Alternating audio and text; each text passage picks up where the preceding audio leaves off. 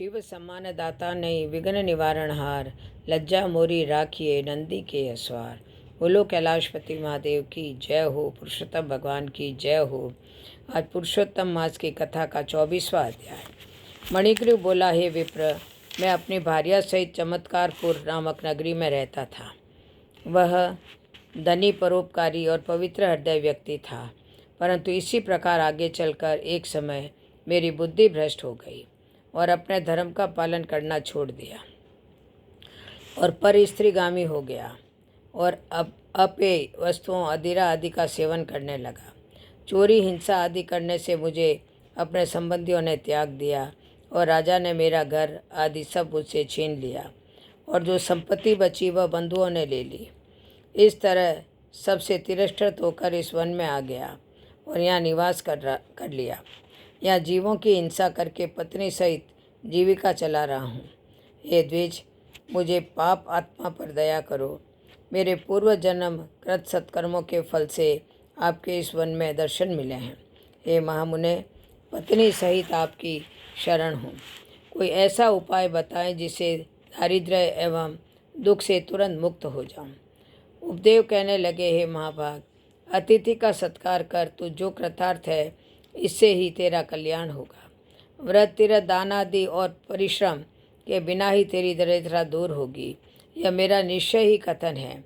अब से तृतीय मास पुरुषोत्तम मास होगा, सो तुम अपनी पत्नी सहित पुरुषोत्तम की प्रसन्नता के लिए दीपदान करना, जिससे तेरी दरिद्रता समूल नाश को प्राप्त होगी। तिल के तेल का दीपदान करना, ऐश्वर्य सुख होने पर भी घी के दीपकों का करना, लेकिन वनवास के इस काल में तेरे लिए न दोनों में से कुछ भी संभव नहीं है। इसे सरोवर में स्नान करके तुम मास भर वन में दीपक जलाते रहो। तुम दोनों पति पत्नी को यही उपदेश दिया है। वेदों में अनेक प्रकार के दान आदि कर्मों का वर्णन है, किंतु वे सभी पुरुषोत्तम मास में दीपदान की 16वीं कला को भी नहीं पहुंच पाते। सारे तीर्थ और सारे शास्त्रार्थ पुरुषोत्तम के दीपक की 16वीं कला के योग्य नहीं।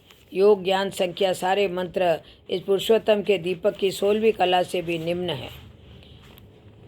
कृच्छ, चंद्रायण आदि व्रत इसकी समता नहीं कर सकते। वेदों का पठन पाठन, गया का श्राद्ध, गोमती नदी के तट का वास सभी इसके समान महत्व नहीं रखते। इसी से पुरुषोत्तम मास में दीपदान अवश्य ही करना। मैंने यह तुम्हें दरिद्रता के नाश की युक्ति बतलाई है। हे वत्स, तुम्हारा कल्याण हो, तुम्हारी सेवा से प्रसन्न हो, मैं अब प्रस्थान करना चाहता हूँ। अगस्त्य जी बोले।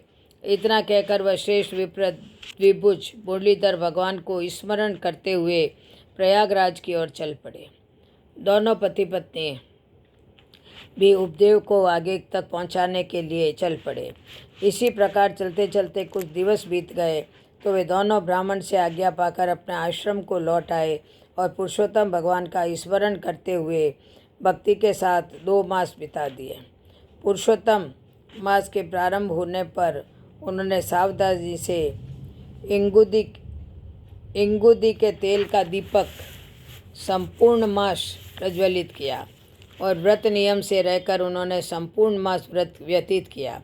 श्री उपदेव की कृपा से उनका अंतःकरण निर्मल हो गया और उन्होंने परम पवित्रा होकर समयानुसार मृत्यु की और स्वर्ग में जा पहुँचे। वहाँ के सुखों को भोग करने के उपरांत उन्होंने भारत भूमि पर पुनः जन्म प्राप्त किया। यह सब उपदेव की कृपा से हुआ।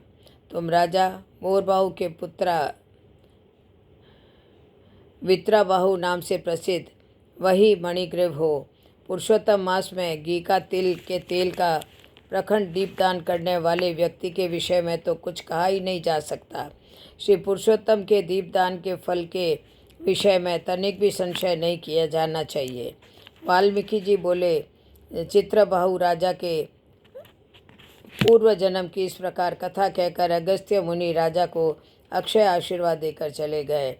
इति श्री ब्रह्मनारदीय पुराणे पुरुषोत्तम महात्म्य श्री नारायण संवादे धर्मोपाख्याने दीपदान महात्म्य कथन नाम चतुर्विंशतितमो अध्याय समाप्त।